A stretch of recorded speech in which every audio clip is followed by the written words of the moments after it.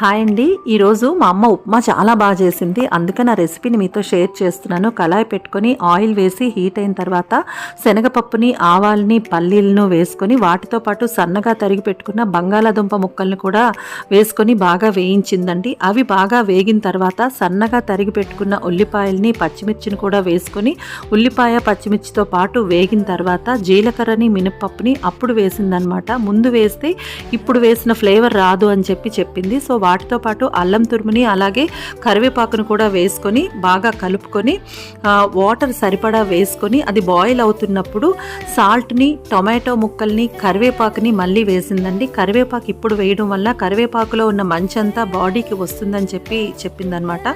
Water boil అవుతున్నప్పుడు ఆ వాటర్కి సరిపడా ఉప్మా రవ్వను వేసేసుకొని బాగా కలిపేసుకొని దగ్గరైన తర్వాత నెయ్యిని వేసేసింది. చాలా బాగుంది. మీరు ట్రై చేయండి. మన ఛానల్ని అయితే సబ్స్క్రైబ్ చేసుకోండి. బాయ్.